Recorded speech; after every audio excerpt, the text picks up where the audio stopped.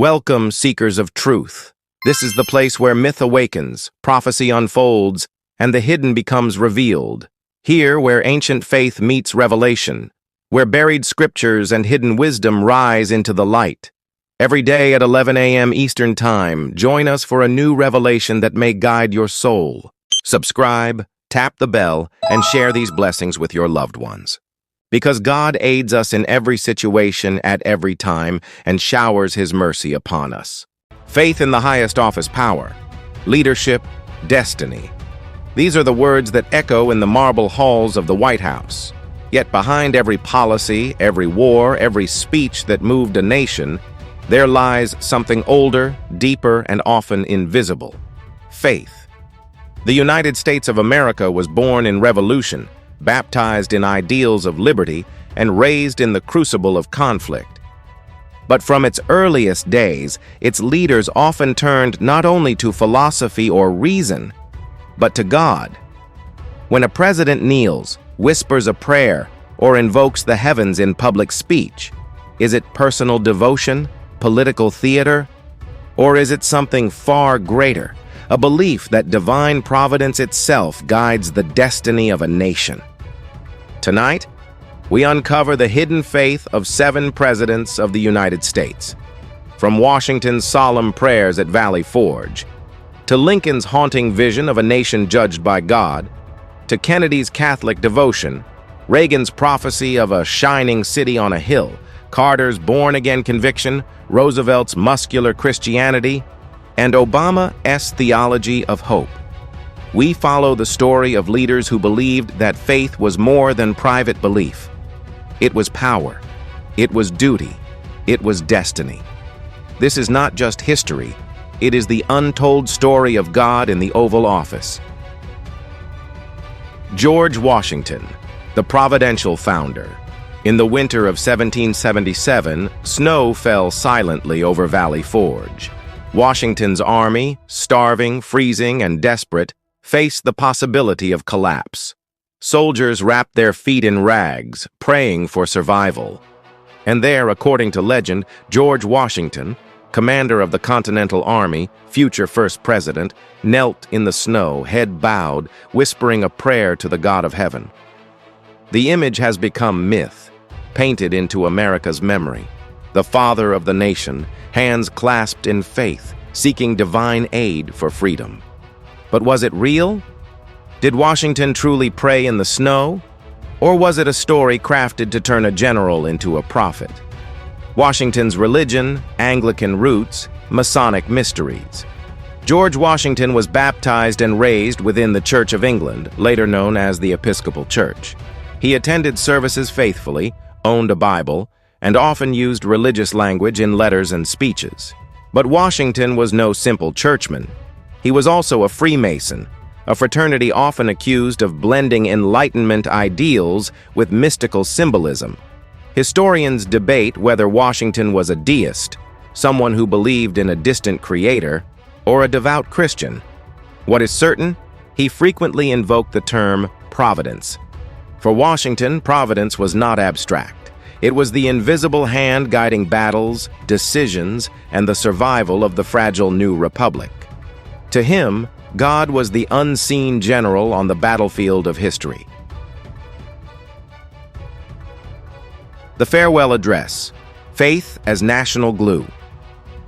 When Washington stepped down after 2 terms, he gave a final warning in his farewell address of 1796. Among his many lessons, one stands out. Of all the dispositions and habits which lead to political prosperity, religion and morality are indispensable supports. For Washington, faith was not merely personal. It was political cement, the glue that held a republic together. Without shared morality, the experiment of democracy would crumble. Cross-cultural parallels, divine kings and chosen leaders. Washington's appeal to providence was not unique. Throughout history, rulers have claimed divine favor. Pharaohs of Egypt as sons of the gods, medieval kings as chosen by heaven, emperors of Rome as semi-divine. But Washington was different. He did not crown himself monarch or declare himself divine. Instead, he claimed America's destiny was under divine care. The message was subtle, not that he was chosen by God, but that the nation itself was. Myth versus reality. The prayer at Valley Forge. The story of Washington praying in the snow first appeared decades after the Revolution, told by observers like Isaac Potts. Critics argue it was exaggerated, maybe even invented, to frame Washington as a saint-like figure. Yet myth matters. For Americans, the image of Washington praying became more important than whether it was literal. It was theater of the sacred, a reminder that even generals bowed to something greater than themselves. Theological depth. Was Washington Christian or deist? Historians divide sharply. Some argue Washington rarely mentioned Jesus Christ directly, avoided communion, and spoke more of providence than personal salvation. A deist, they say, cloaked in Anglican clothing. Others argue his life of discipline, charity, and prayer reveal a quiet but firm Christian belief. Perhaps the truth lies in between. Washington embodied a civil religion. Faith, not purely personal, but tied to the destiny of the nation. Psychological reading. The burden of leadership. Imagine the pressure. Commanding an army with no guarantee of victory, founding a nation without precedent, carrying the hopes of millions. In such moments, psychology tells us leaders often reach beyond themselves. Prayer, providence, belief in divine order. These were not just words. They were anchors for Washington's mind, stabilizing him in the chaos of revolution. Legacy. The providential founder. Washington's legacy is more than battlefields or constitutions. It is the sense that America itself had a calling. He never declared it openly, but his repeated references to providence created a tradition that the president was not merely a politician, but a steward of divine destiny. From Valley Forge to his farewell address, Washington's faith, whether deist, Christian, or somewhere between, set the tone for all future presidents, that God and the presidency would forever be intertwined. And yet, if Washington saw providence as a guiding hand, Abraham Lincoln would see it as a hand of judgment. His was a darker, more tragic faith, forged in war and personal sorrow. Abraham Lincoln, the theologian of tragedy. In the quiet of the White House, late at night, Abraham Lincoln often walked the halls alone, his face lined with sorrow, his eyes heavy with the weight of war. He carried not only the Union on his shoulders, but a haunting sense that God himself was speaking through history. Lincoln's faith was unlike Washington's. It was darker, more tragic. It was not the faith of easy victories, but of suffering, judgment, and mystery. From skeptic to seeker. In his youth, Lincoln was known as a skeptic. He read Voltaire and Thomas Paine, and some even called him an infidel. He questioned the miracles of the Bible, doubted organized religion, and wrestled with unbelief. But as years passed, the world broke him. The death of his son Edward in 1850, the coming storm of slavery and civil war, the bloody fields of Shiloh, Antietam, Gettysburg. These tragedies carved into him a deep, relentless search for God's meaning in history. The Civil War as judgment. As president, Lincoln often described the Civil War not merely as politics or rebellion, but as a divine judgment. In his second inaugural address, he spoke words that still echo with thunder. If we shall suppose that American slavery is one of those offenses which, in the providence of God, must needs come, and that he gives to both North and South this terrible war, until every drop of blood drawn with the lash shall be paid by another drawn with the sword. So still it must be said, the judgments of the Lord are true and righteous altogether. Lincoln saw the war as America's punishment. The blood of soldiers was the price for the sin of slavery. Personal suffering and the search for meaning. Lincoln's personal life was a landscape of grief. His beloved son Willie died in 1862 at just 11 years old. Mary Todd Lincoln, broken with sorrow, turned to seances and spiritualists, hoping to speak to her lost child. Lincoln himself did not join these seances, but he wrestled with God in solitude. Friends remembered him reading the book of Job, searching for answers in its poetry of suffering. To some, he was a new job, a man tormented by loss, yet holding to the belief that some higher justice must exist. The psychology of faith. Lincoln's faith was not simple comfort. It was the theology of a man who knew despair. He was prone to melancholy, what we would call depression today. He often spoke of destiny, of being an instrument in the hands of a power greater than himself. This psychology made him unique. He did not believe he controlled history. He believed he was carried along by it. God's will was mysterious, unfathomable, but real. A prophetic voice. In many ways, Lincoln became less a politician and more a prophet. His speeches read like scripture. The Gettysburg Address spoke of a new birth of freedom. His second inaugural sounded like a sermon. He rarely spoke of Christ directly. His faith was not denominational, but it was profound, a theology of tragedy, sacrifice, and redemption through suffering. Legacy of Lincoln's faith. When the assassin's bullet struck him in Ford's Theater, many saw it as the martyrdom of a prophet. Ministers across the North preached sermons comparing Lincoln to Moses, a leader who led his people to the edge of the promised land but did not enter himself.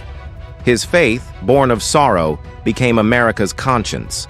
Lincoln taught the nation that God was not only a source of comfort, but also of judgment, that divine justice would demand a price for national sins. If Washington saw Providence as the hand that protected the nation, Lincoln saw it as the hand that judged it. But faith would take a new form in the 20th century, when a young Catholic president faced suspicion, fear, and the challenge of believing in God in a modern world. John F. Kennedy, Faith in a Modern Age. In 1960, a young senator from Massachusetts stood before the nation, handsome, charismatic, Catholic. His name, John Fitzgerald Kennedy. For the first time in American history, a Catholic sought the presidency, and with it came fear. Would Kennedy take orders from the Pope in Rome? Could a Catholic truly serve a Protestant majority nation? The Houston Speech. Kennedy answered his critics in a speech in Houston. Calm, firm, he declared, "I believe in an America where the separation of church and state is absolute, where no public official either requests or accepts instructions on public policy from the Pope." It was a bold defense, not of Catholic power, but of religious liberty. Kennedy's faith was private. His loyalty, he said, was to the Constitution. Private devotion, public duty. Behind closed doors, Kennedy remained a practicing Catholic. He attended Mass, leaned on the rituals of his faith, and carried the traditions of a devout Irish family. But in public, he kept religion measured, modern, restrained. His most famous words, "Ask not what your country can do for you, ask what you can do for your country," carried the spirit of sacrifice, echoing a Christian ethic, yet framed as civic duty. The myth of Camelot. After his assassination in 1963, Kennedy's presidency was remembered as Camelot. To many, he became a symbol, a youthful king cut down too soon. In Catholic imagination, his death echoed themes of martyrdom, sacrifice, and destiny. The rituals of his funeral, the Mass, the candles, the solemn hymns, gave America its first national liturgy of grief on television. Legacy of Kennedy's faith. Kennedy's faith was less about sermons and more about symbols. He showed that a Catholic could rise to the highest office, that private devotion and public duty could coexist. He did not thunder like Lincoln, nor preach like Carter. Instead, he carried faith like a quiet flame, steady, modern, dignified. But faith in the presidency would soon take a prophetic turn. In the 1980s, amid the Cold War, one man spoke of America as a shining city chosen by God, a beacon against the darkness of tyranny. Ronald Reagan, the prophet of American destiny. When Ronald Reagan entered the White House in 1981, he carried more than conservative politics. He carried a vision of America as chosen, blessed, and destined by God. The shining city Reagan often spoke of America as a shining city upon a hill. The phrase came from Puritan leader John Winthrop in 1630, but Reagan made it his own. To him, America was not just a nation. It was a moral example to the world, a light in the darkness of the Cold War. Faith in battle, Reagan believed the struggle with the Soviet Union was more than political. It was spiritual, freedom versus tyranny, light versus darkness. After surviving an assassination attempt in 1981, he told friends he believed God had spared his life for a purpose. The evangelical connection. Millions of American evangelicals saw Reagan as their champion. He quoted scripture, spoke of prayer, and defended traditional values. His presidency became a fusion of politics and prophecy, convincing many that America's destiny was divinely ordained. Legacy of Reagan's faith. Was Reagan's faith personal conviction or political theater? Perhaps both. But his words left a lasting mark. That America's mission in the world was not just power, but purpose. From Reagan's shining city to Carter's humble Sunday school classroom, the presidency has been a stage where faith takes many forms. But before Reagan, there was a man who wore faith not as prophecy, but as personal conviction. A quiet Baptist from Georgia who called himself born again. Jimmy Carter, the born-again president. In 1976, America elected a man unlike any other, a peanut farmer from Georgia, a Navy veteran, and a devout Baptist. His name was Jimmy Carter. Carter was the first president to openly call himself born again. He taught Sunday school, quoted scripture with ease, and believed politics should be guided by Christian values. Faith in leadership. Carter's presidency reflected his convictions. He spoke of human rights as a moral duty, rooted in his understanding of the gospel. His decisions were shaped by conscience, sometimes praised, sometimes criticized as naive. Crisis of faith. During the Iran hostage crisis, Carter prayed daily for guidance. He admitted that his faith gave him strength, but also forced him to confront limits of power, of patience, of human frailty. Legacy of Carter's faith. After leaving office, Carter's devotion became even clearer. He built homes for the poor, returned to teaching Bible lessons, and lived as a man of faith more than a politician. For many, Carter remains less a president and more a moral witness. If Carter showed faith as humility, Theodore Roosevelt would reveal another face of belief, one of strength, vigor, and a gospel of action. Theodore Roosevelt, the muscular Christian. Theodore Roosevelt was more than a president. He was a soldier, a hunter, an explorer, a man who believed that faith and strength belonged together. Faith in action. Roosevelt embraced what was called muscular Christianity. To him, religion was not only prayer in churches, but courage in the field, discipline in life, and moral duty in leadership. He carried a Bible, quoted scripture in speeches, and believed nations, like individuals, were accountable to God. The gospel of strength Roosevelt preached the value of strenuous living. He believed God's plan favored those who acted boldly, defended justice, and lived with honor. Faith was not weakness, it was power shaped by duty. Legacy of Roosevelt's faith. For Roosevelt, Christianity was not retreat from the world, but engagement with it. He left behind the image of a leader whose faith demanded action, a prophet of courage, energy, and responsibility. And in our own century, another leader would speak of faith, not in the language of power or punishment, but in the language of hope. His name, Barack Obama.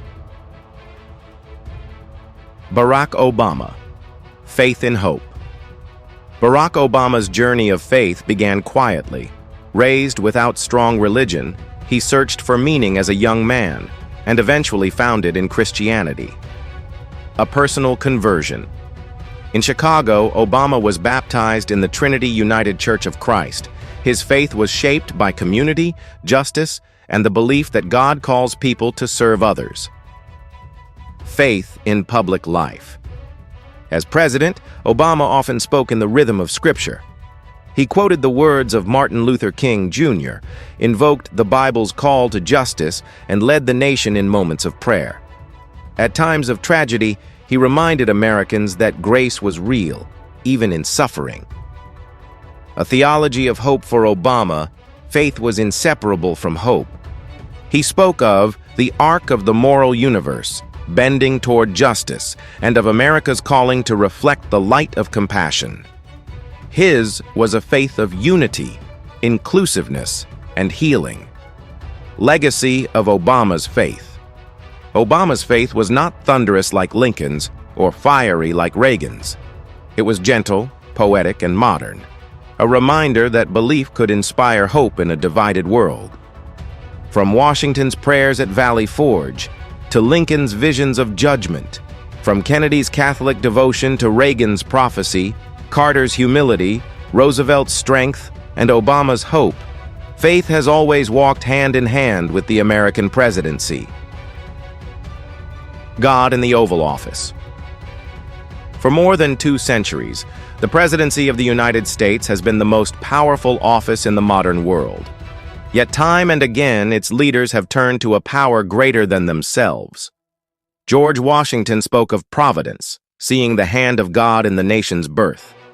Abraham Lincoln, tormented by war, saw that same hand in judgment. John F. Kennedy balanced private Catholic devotion with the public promise of liberty. Ronald Reagan envisioned America as a shining city, chosen by God to stand against tyranny. Jimmy Carter lived faith as humility, teaching Sunday school even from the White House.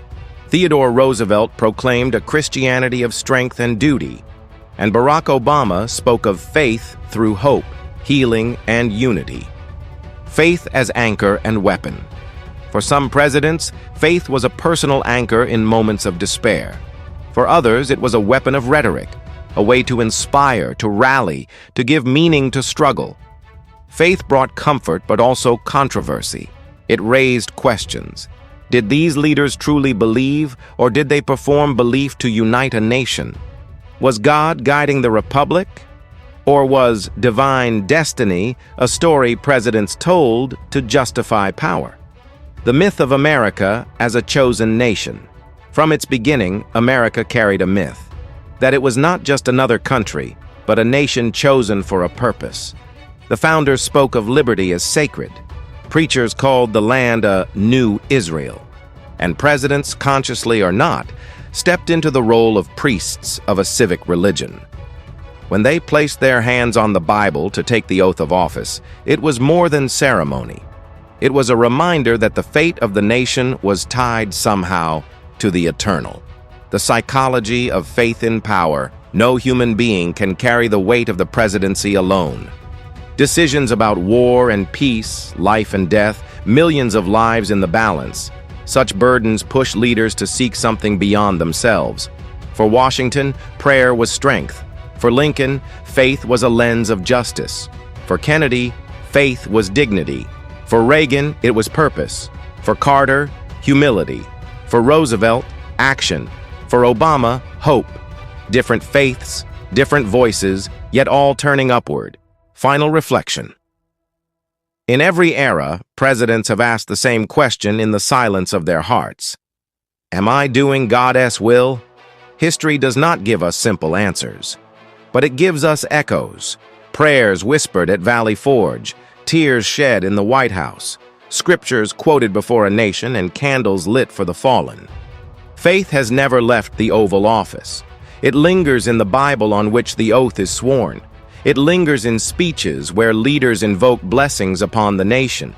It lingers in the shadows of history, where destiny and belief intertwine. You've just unlocked another chapter of sacred truth, and your journey with God's wisdom continues. Return tomorrow at 11 a.m. Eastern Time, when a fresh revelation may brighten your path and strengthen your faith. Be sure to subscribe and hit that bell so you never miss a blessing-laden episode. Share this scroll of knowledge with family and friends. For when truth is shared, God's mercy envelops us, guiding and blessing in every circumstance. Your curiosity is our compass. Tell us in the comments which mystery you'd like to explore next, and together we'll unveil it by His grace. Until next time, stay faithful, stay watchful. May God's mercy and blessings be upon you always.